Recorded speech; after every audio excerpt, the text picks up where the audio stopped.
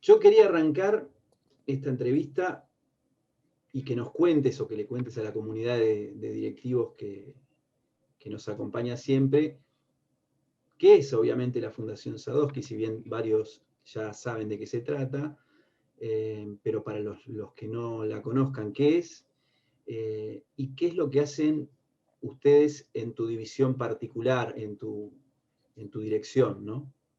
Bien, bien, bien, bien. Empecemos por ahí. Te cuento, la Fundación Sadowski es un organismo en la órbita del Ministerio de Ciencia de la Nación que tiene por misión articular entre el sistema científico y el sistema productivo en temas relacionados con la informática. ¿Está Ujú. bien? Sí. Eh, Esto es un tema muy amplio. La fundación tiene varias patas, varios proyectos, y a mí me toca en este momento dirigir la pata educativa de la fundación. Cuando trabajamos de cara a los docentes, nos presentamos como la iniciativa Programar.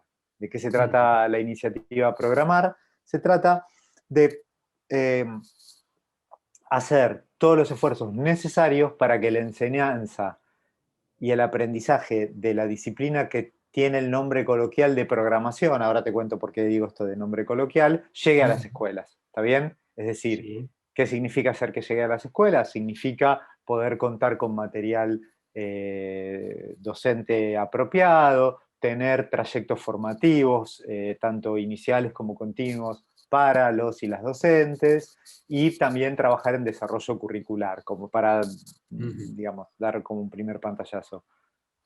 Te decía, engancho con esto porque me parece que es una aclaración importante, así como cuando trabajamos, cuando hablamos de matemática, nos permitimos en el lenguaje coloquial utilizar expresiones como hablar de la aritmética como si fuese un sinónimo de la matemática. Bueno, cuando nos volvemos más rigurosos entendemos que eso es una sinécdoque, ¿no? La matemática es un campo de conocimiento muy amplio que tiene la aritmética como uno de sus pilares, pero también la geometría, el cálculo, el análisis, es decir, tiene varias partes.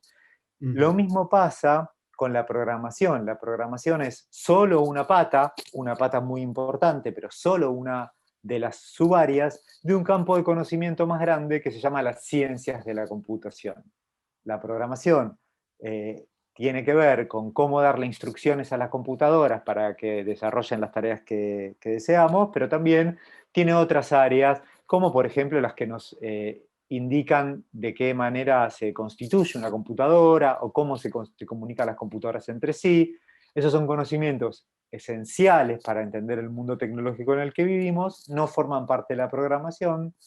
En el lenguaje coloquial nos permitimos nosotros también hablar de programación en la escuela, pero en realidad el nombre apropiado, el nombre correcto del área es ciencias de la computación. Ujú. Hace un tiempo y hay una organización en realidad de profesores que plantean la enseñanza obligatoria de la informática o de la computación como si fuera una materia. ¿Qué opinión tienen ustedes desde la Fundación al respecto, no? Nosotros coincidimos con esa apreciación. Eh, Nosotros consideramos que, a ver, por ahí para abordar ese tema conviene tratar antes otra cuestión, que es que hay dos áreas del conocimiento muy importantes las dos, que a veces las confundimos y tenemos que tratarlas por separado, ¿no? Ujú. La tecnología educativa es un área del conocimiento muy importante que, eh, y está lleno de expertos y expertas del campo de la educación que se han especializado en tecnología educativa, que tiene que ver con cómo trabajar los saberes que tradicionalmente aborda la escuela con las tecnologías del siglo XXI. ¿Está bien? Eh, Uno siempre utiliza ejemplos similares. Cuando en geografía usábamos el mapamundi, Ujú. estábamos trabajando con tecnología del Sí. siglo XVIII o XIX, ¿está bien? O hasta por ahí antes, hasta, si nos ponemos a indagar. Eh, Cuando pasamos a usar mapas digitales, seguimos trabajando con tecnología, solo que es tecnología de otra época, ¿está bien?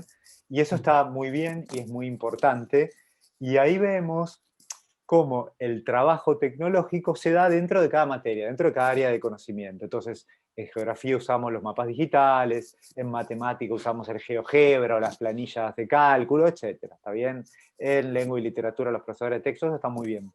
Ahora, se trata de otra cuestión distinta cuando nos preguntamos, cuando nos planteamos la posibilidad de entender a la tecnología como objeto de estudio. No ya la tecnología al servicio de otros saberes o como potenciador de otros conocimientos, sino como un objeto de estudio. Sí. Nosotros vivimos, ¿por qué es importante que la tecnología sea un objeto de estudio? Porque déjame darte dos o tres de los principales motivos que nosotros vemos. A ver. Por un lado, vivimos en un mundo permeado por la tecnología, no hace falta, no todos sabemos que andamos con los celulares de acá para allá. Lo que tal vez no tengamos tan presente es que muchos otros objetos con los que interactuamos también son computadoras, ¿está bien? O, digo, nuestro lavarropas, si le Sí, es podemos decir digital. a que queremos que empiece el lavado, que es algo que viene de fábrica en cualquier lavarropa que compremos algo, bueno, esa partecita es una computadorita que tiene el lavarropas. Si tenemos una tele de pantalla chata, por más que no sea Smart TV, es una computadora. Es una computadora. O sea, realmente vivimos rodeados de computadoras y entonces, si nosotros no entendemos cómo funcionan, hay una parte incremental del mundo que nos rodea que desconocemos, ¿no? Uno de los saberes una de las funciones de la escuela tiene que ver con brindarnos herramientas para interpretar el mundo en el que vivimos. Pero déjame darte otra motivación mucho más, casi te diría hasta pragmática. ¿Qué es esta? Cada vez más de las discusiones que ocupan lugares centrales de la agenda pública están relacionadas con la tecnología. Y un Por ejemplo. ejemplo, bueno, un ejemplo muy claro es la discusión que se dio en nuestro país a nivel nacional hace algunos años y a nivel provincial de manera mucho más reciente relacionada con el voto electrónico, ¿no? Se discutía un tema fundamental para la democracia. No es un tema que era de interés solo de los y las expertos en ultra tecnología avanzada. No, no, no, base para todos, ¿no? O sea, todos y todas votamos, tiene que ver con cómo se constituye nuestra sociedad. La verdad que pocos temas de un alcance tan amplio. Y sin embargo, el grueso de nosotros no era capaz de diferenciar a los expertos de los chantas. ¿Está bien? O sea, había personas que afirmaban una cosa y otras que afirmaban lo contrario, con igual seguridad. Yo tengo una posición muy tomada al respecto, pero a los efectos de esta argumentación voy a ocultar mi posición. Y lo que digo es, no había manera para una persona, incluso instruida, hasta podríamos caricaturizarlo, una persona con nivel educativo universitario, que salió de la escuela argentina, que se preocupa por mantenerse actualizada, había un oscurantismo total que le impedía entender la diferencia entre los argumentos de aquellas personas que se expresaban de manera técnicamente sólida de aquellos que decían disparates absolutos. ¿Está bien? La pandemia nos da un contraejemplo reciente, otro fenómeno global en el que nosotros, sin ser expertos, obtuvimos, gracias a nuestra escolaridad, los conocimientos básicos para poder interlocutar con los expertos.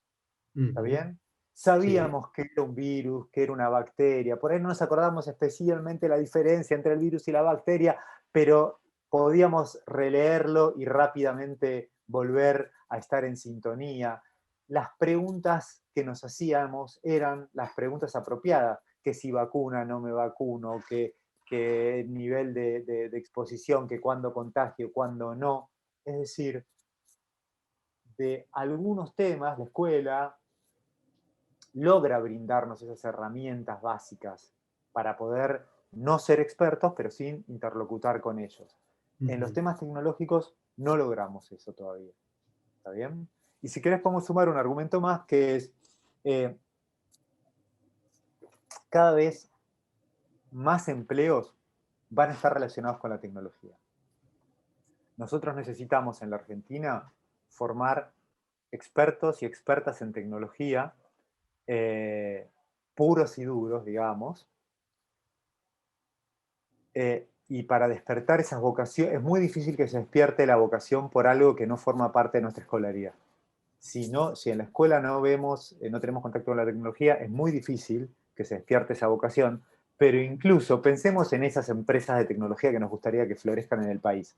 Esas Sí. empresas van a tener contadores y contadoras, gente que se va a dedicar a la administración de empresa, abogados y abogadas, que van a trabajar en un marco tecnológico y aún sin ser ellos tecnólogos, está bueno que tengan conocimientos base de tecnología. ¿Está bien? Es decir, eh, también pensando en los empleos que están por venir, bueno, es bueno que la escuela fomente acercamientos hacia la tecnología. Entonces, digamos, dimos como una vuelta un poco larga con respecto a tu pregunta original, pero teniendo en cuenta todas estas motivaciones, teniendo en cuenta que la computación es un área de estudio específica, que es, creo yo, de vital importancia incorporarla, bueno, nosotros vemos muy dificultosa la transversalización de estos conocimientos, ¿no? Por un montón de motivos, pero también cuando uno revé las experiencias internacionales, no hay experiencias exitosas en las que, de las que tomar la experiencia, valga la redundancia. No podemos decir, mira, tal país hizo una incorporación transversal y funcionó bien. Los ejemplos en general van en el otro sentido y nosotros creemos que este es un tema específico que requiere su abordaje específico de la mano de docentes formados específicamente para abordar este tema. ¿Está bien? ¿Qué rol le asignás, obviamente, en esta educación y en este proceso de generar las bases de las vocaciones TIC a los directores de las escuelas? ¿Qué rol Ya. o qué importancia o qué grado de importancia le podrías asignar? No, a ver, los que trabajamos en educación sabemos que las cosas funcionan en las escuelas o no funcionan de la mano del rol que los directivos tienen con respecto a esos proyectos, digamos, ¿no? O sea, los directivos son el alma y el corazón de las escuelas, digamos, y eso uno lo ve con mucha claridad cuando al mando de las escuelas encontrás hombres y mujeres activos en las escuelas florecen. Vas por los pasillos y pasan cosas. Cuando esos lugares no pudieron ser llenados de manera apropiada, esos son los casos donde uno encuentra escuelas que tienen dificultades en general en todos aspectos, como que no me imagino una implementación exitosa de nada si los directivos no tienen no tienen un rol destacado. De hecho, nosotros eh, teniendo en cuenta esto, años anteriores hemos trabajado junto con el Instituto de Políticas Educativas de UNESCO cursos específicos de introducción de ciencias de la computación en la escuela para directivos y supervisores. ¿Y cómo estaban compuestos? ¿Qué tenían? ¿Qué enseñaban? ¿Qué les...? Básicamente, en esos cursos primero abordábamos en profundidad la diferencia entre la incorporación de las TIC, de alguna manera que tuvo mucho empuje con el modelo 1 a 1, y la propuesta de la enseñanza de las ciencias de la computación para que los directivos entendieran bien la diferencia y pudieran dar cuenta de ello ante las familias y ante los docentes. Les abordábamos con ellos cómo planificar un proceso de incorporación, ¿está bien? Eran temas, digamos, de lisa y llanamente de planificación educativa, ¿está bien? Eh, donde repasamos los distintos ejes que había que considerar para una incorporación exitosa. Te menciono así brevemente algunos, por supuesto, el aspecto de infraestructura tecnológica, el aspecto de disposición de equipamientos, el aspecto de formación docente, etcétera, ¿no es cierto? Y trabajábamos con ellos en hacer un diagnóstico de su propia escuela, en dónde se encontraba en cada una de estas dimensiones, y los ayudábamos a construir un plan de acción para avanzar los casilleros necesarios en cada uno de estos ejes. Un poquito por ahí iba, ¿no? ¿Y qué, Fernando, y qué casos de éxito podrías contarme a partir de esa capacitación y de ese acompañamiento que ustedes realizaron? ¿Qué casos de éxito Mira, tomás te voy a como para contar, destacar, ¿no? sí, te voy a contar un trabajo muy interesante que nosotros estamos haciendo junto con el Ministerio de Educación de Tucumán y UNICEF, que es en la provincia de Tucumán, son las escuelas Planea, ¿está bien? Las escuelas Planea proponen, es una implementación que empezó como una implementación piloto y va creciendo, está bien, en cantidad de escuelas, ya estamos hace 3 o 4 años trabajando en Tucumán. Propone una serie de cambios muy interesantes en lo que podríamos llamar la gramática escolar, en un montón de aspectos de la organización, etc. Dentro de las escuelas que participan del dispositivo Planea, se transformó el espacio de educación tecnológica en un espacio de ciencias de la computación. Nosotros contribuimos en el desarrollo curricular y en la formación continua de los docentes, y se estableció un mecanismo que ahí se llama red de directivos, que tiene una dinámica parecida a lo que yo te estaba contando, ¿está bien? Y ahí la verdad es que funcionó muy bien, porque también, digámoslo, no se trata de que el directivo o la directiva un esfuerzo ciclópeo si el sistema no lo acompaña, ¿no es cierto? Claro. O sea, lo que se trabaja en el curso siempre es un hipotético, un supuesto teórico, si el resto de las condiciones no van dadas desde el sistema, si el directivo no tiene que poder, no tiene que tener que desgastarse las suelas tratando de recorriendo oficinas para que le lleguen los equipamientos, Claro. ni viste, llegar hasta la última página de Google para ver dónde encuentro un curso de formación. No, las condiciones tienen que estar dadas a nivel sistémico, y es en ese contexto en el que el directivo puede trabajar. Esto es un poco lo que pasó en Tucumán, y bueno, los directivos pudieron entender, digamos, qué relación había entre el equipamiento que se proveía a nivel provincial, y después cómo se articulaba eso con los cursos que nosotros dábamos. Ahí fue interesante porque había a veces un poco de confusión entre por qué, si se estaba haciendo un trabajo específico para cada materia, en el caso de computación hacía falta un trabajo de mayor intensidad. Bueno, tenía que ver con que los contenidos disciplinares eran nuevos, entonces eso estuvo bueno poder trabajarlo con los directivos y entender que había que liberarle más horas a los docentes, y entonces había que gestionar con el ministerio toda esa movida, ¿está bien? Y la logística, bueno, ahí el rol de jugadores de Tetris, ¿no? De los directivos, de decir, bueno, a ver, lo saco a fulano, pero que también tiene horas allá, bueno, en fin, no sé, en eso son campeones y campeonas de Tetris los directivos, y fundamental para que eso funcione, digamos, ¿no? Y la verdad que ahí los resultados han sido muy buenos. Planea en sí está pasando por va a ser este año una evaluación institucional, con lo cual los resultados formales los vamos a poder tener el año que viene, supongo, pero nosotros medimos el éxito en base a que varios docentes que al principio por ahí eran un poco refractarios a este cambio, por el impacto de la novedad, por cierta percepción de que había una complejidad, que los contenidos eran de una complejidad desmedida para sus propios alumnos, etc. Luego, digamos, de haber transitado una implementación acompañada, ¿no? O sea, que se dieron cuenta, porque, digamos, todos sabemos que los y las docentes han sufrido muchas veces procesos de cambio que llegan a la escuela prometiendo un montón de acompañamiento que luego no se materializa. Totalmente. ¿No? Digamos, que se quema con leche, ve la vaca y llora, eso lo sabemos. Bueno, en este caso sí estuvo ese acompañamiento desde la provisión de material, desde la formación, desde redes de docentes, desde tutorías, desde personal que iba específicamente a las escuelas para hacer un monitoreo y un apoyo, etc.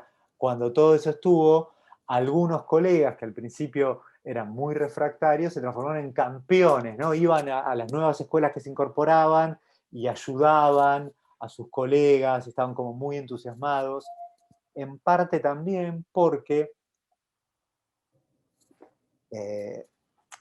esto es algo que nos dice la bibliografía, pero la verdad es que lo vemos todo el tiempo en las escuelas. Los docentes se entusiasman cuando ven entusiasmados a sus alumnos, cuando ven que las cosas funcionan en el aula.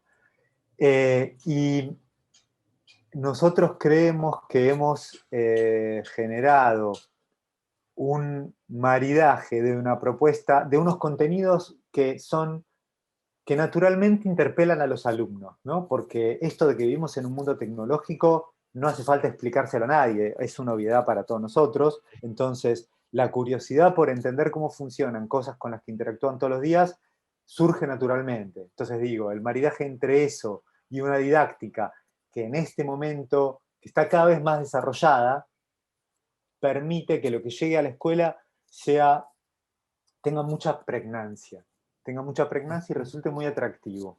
Entonces, los docentes muchas veces notan un cambio de clima en el aula. ¿Está bien? En especial cuando lo comparamos con otro tipo de conocimientos. Si me permitís, abordo otro tema que surgió medio lateralmente, que es, nosotros en el caso de Tucumán,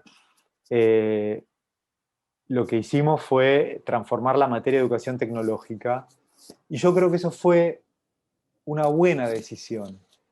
Creo que fue una buena decisión porque, por un lado, permitió disponer de este espacio dedicado, del que charlábamos al principio. Sí. Por otra parte, los y las docentes de educación tecnológica tienen cierta propensión y cierta facilidad al tema, con lo cual la formación continua, que uno sabe que siempre siente que se queda corto, ¿no? Me hubiese gustado, a todos nos gustaría que la formación continua pudiese tener más horas, pero recientes investigaciones de Harvard han descubierto que los docentes tienen una familia a la que atender, que tienen que alimentarse, que tienen que dormir y que trabajan en varias escuelas, digamos, ¿no? Entonces, Las no puede 24 horas nunca... no estarían alcanzando Claro, demasiado. exactamente, que no podemos, viste, hubo un experimento de tratar de aferrar a los docentes a la silla, fracasó. Entonces digo, la formación continua tiene una limitación en la cantidad de horas, pero los y las docentes de educación tecnológica tienen el background necesario para que esa cantidad de horas nos resulte más asequible para asimilar los contenidos. Y además, un poco lo que ha pasado con educación tecnológica en las aulas, es que nos ha quedado una materia que desde los planes de estudio pretende dar cuenta de la tecnología del siglo XX, desde las propuestas curriculares muchas veces daba cuenta de la tecnología del siglo XIX, y que si uno mira a veces los planes de estudio con los que los docentes tienen que trabajar en cada provincia, ¿viste como esas películas que no sabían cómo cerrarla y al final eran cocoliche? Ve un punteo más o menos coherente y al final dicen, ah, bueno, y además te meto 7 unidades más donde tenés que dar cuenta de la tecnología del siglo XXI, ¿no? Que algunos colegas ya directamente lo ignoran porque me estás tomando el pelo, como ya lo otro era ¿Crees que mucho, llegue? ¿cómo querés que llegue? ¿Me metiste más contenido? Bueno, entonces, como te decía, hay como 3 siglos metidos en una misma materia. Los dispositivos, educación tecnológica se introduce en los años 90, los dispositivos de formación docente en aquel momento tuvieron serias debilidades, digamos, y recién ahora tenemos algunos docentes que vienen de una formación inicial, y el resto son colegas que cada uno hizo trayectos distintos. Entonces eso termina llegando a las aulas de manera muy, muy distinta. De alguna manera, transformar ese espacio para dar cuenta de la tecnología dominante en el siglo XXI, creo que le da un manto de coherencia a la propuesta, ¿no? Porque por un lado, empezamos a trabajar todos lo mismo, y de alguna manera resolvemos el conflicto de la sábana corta. ¿Qué quiero decir con esto? Educación tecnológica, o sea, ya sabemos, todas las materias son un recorte curricular. En todas las materias lo que dictamos no es necesariamente lo mejor, sino que en el mejor de los casos expresa un consenso social sobre qué es lo más importante que deberíamos dictar en el escaso tiempo disponible. Eso en educación tecnológica, como veníamos diciendo, se experimenta con mucha virulencia, ¿no? Porque en general dispone de una cantidad muy acotada de tiempo, y la verdad que la tecnología acompaña al hombre desde el inicio de los tiempos. Bueno, entonces por ahí una manera consensuada de resolver ese conflicto es decir, mira, la escuela va a trabajar la tecnología que tiene más impacto en la vida cotidiana, que es la tecnología del siglo XXI, que es la tecnología informática. ¿Está bien? Claro. Porque además eso nos permite, nos da un marco natural para trabajar cuestiones que hoy en día son fundamentales para la autoprotección de los y las alumnas. La convivencia en el espacio digital, lo que normalmente se llama ciudadanía digital. Sí. Nosotros tenemos dos formas de dictarlo, ¿no? Una es, le podemos decir, nene, no metas los dedos en el enchufe, caca, malo, no se hace porque no se hace. Pero también podríamos, en algunos de esos contenidos, mostrar las raíces más profundas. ¿Por qué es malo que vos mandes una foto de la que luego te podrías arrepentir? ¿Cómo opera la tecnología por detrás de eso para que luego, para que cuando yo te diga, mira, una vez que vos mandás una foto ya no tenés más control? ¿Ese es un enunciado que vos me tenés que creer ciegamente, o yo te puedo dar una explicación para que sea una deducción a la que vos llegues? ¿Está bien? Sí, Entonces nos da como un marco más profundo para contextualizar estos problemas y poder trabajarlos de una manera más amable en el aula. ¿Sabés qué, Fernando? Me quedó una duda. Decime. Esto que hicieron en Tucumán, ¿lo hicieron con qué nivel? ¿Solo secundario o La propuesta de Tucumán es una propuesta de nivel secundario, de primer ciclo de nivel secundario. Nosotros estamos trabajando también con el Plan Ceibal de Uruguay. Para los y las colegas que no lo conozcan, el Plan Ceibal es como lo que era el Conectar Igualdad en Argentina, pero que ha tenido continuidad. Y ahí estamos dando contenidos en cuarto, quinto y sexto grado de primaria. ¿Está bien? Y por supuesto es una adecuación a otra franja horaria. Ahí no tiene, o sea, si bien hay horas que se le dedican específicamente a este tema, no tiene el nombre de otra materia. educación tecnológica ni nada, Claro. sino que forma parte de... Forma parte de los contenidos. Ahí el dispositivo es un dispositivo muy interesante donde el docente específico accede por videoconferencia. En Uruguay están dadas las condiciones de conectividad, tienen muy buena conectividad en el aula, tienen pantallas gigantes, buenas cámaras, o sea, no están las dificultades de infraestructura en general. Y aparece acompañado por el docente de aula. De hecho, hay una coordinación para que, si bien en el espacio específico se trabajan las problemáticas específicas de la tecnología, hay una coordinación con el docente de aula para que el revestimiento de esos temas que se trabajan tengan que ver con los temas que se están viendo. Les voy a dar por ahí fui un poco críptico en esto que dije, lo voy a contar con un ejemplo. Si en el aula estamos trabajando el problema de la contaminación del agua, en el espacio de tecnología vamos a dedicarnos a hacer programas que estén relacionados con la contaminación del agua también, para reforzar. Vamos a abordar los temas específicos de programación. ¿no? Claro, Los pero pero relacionado. relacionado con el resto de los temas. No es que vamos a enseñar contaminación del agua, ¿está bien? Lo que vamos a poner y, llegado el caso, lo que vamos a evaluar no tiene que ver con los contenidos de contaminación del agua. Lo que vamos a evaluar es si, de acuerdo a los criterios informáticos, el alumno hizo de tal o cual manera el programa que le enseñamos a hacer, si logró que la computadora hiciera tal o cual cosa. Ese es el contenido que vamos a evaluar. Pero el proyecto, en el marco del que eso se trabaja, es el que se está trabajando en el aula.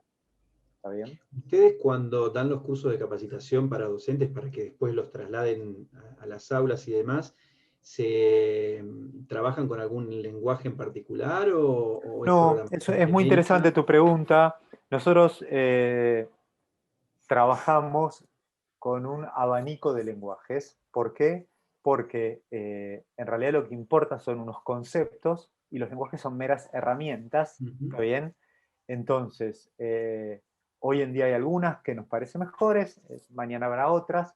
Por supuesto, como el docente lo tiene que llevar al aula hoy, sí se trabajan herramientas, pero trabajamos más de una. Primero porque nos parece que a medida que uno avanza en la secuenciación de los temas, conviene ir variando las herramientas. Claro, Pero obvio. segundo, para reforzarle a los docentes que estamos formando que la herramienta no es más que una herramienta y que los conceptos atraviesan las herramientas. Interesante eso. A ver, tengo algunas preguntas más. Vos hablabas del impacto, obviamente, que están teniendo las carreras tecnológicas en la actualidad, ya ni hablemos de futuro, sino en la actualidad. Eh, ¿Cómo ves, cómo analizás vos ese mercado de educación y tecnología en nuestro país? Es decir, sabemos que no estamos hablando de futuro, sino ya de presente en realidad. ¿Qué análisis hacés vos de cómo estamos posicionados en la Argentina y qué nos convendría, qué camino nos convendría tomar, ¿no? No, a ver, yo creo que, como te decía, en Argentina deberíamos avanzar en todas las jurisdicciones hacia una reforma que nos permita, como te contaba antes, ¿no? Repensar el espacio de educación tecnológica, eh, trabajar también estos temas en la educación primaria.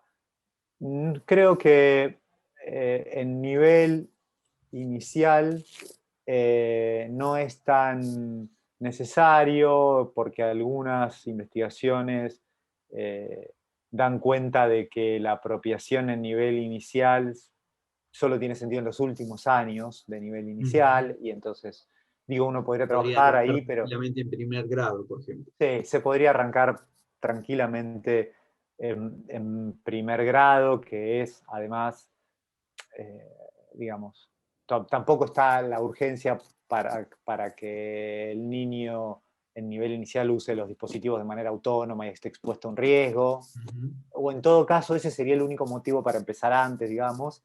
Pero sí creo que deberíamos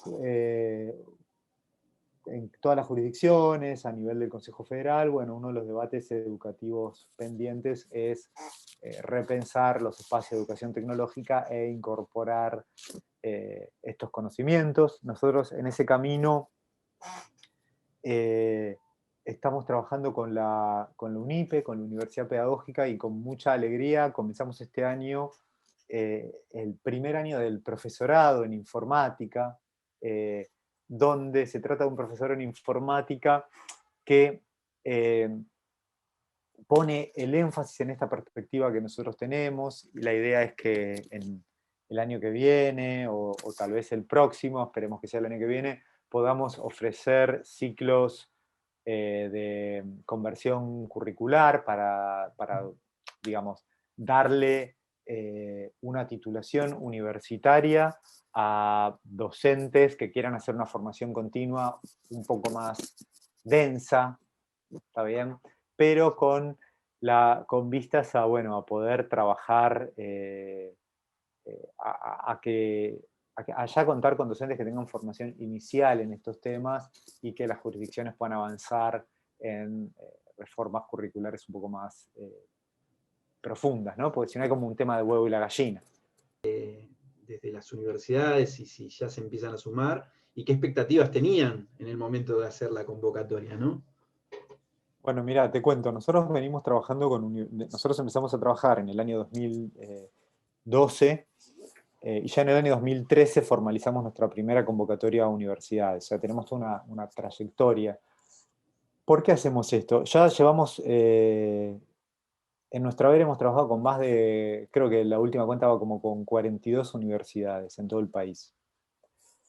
¿Por qué trabajamos con universidades? Bueno, no solo porque nuestro país es amplio y extenso y no podríamos, no habría manera de llegar a todo el territorio, pero no ese es el único motivo, digamos. Las universidades no son solo extensiones de nuestras manos, nosotros las consideramos nuestro cerebro también. ¿Por qué? Porque son actores que conocen el sistema educativo argentino.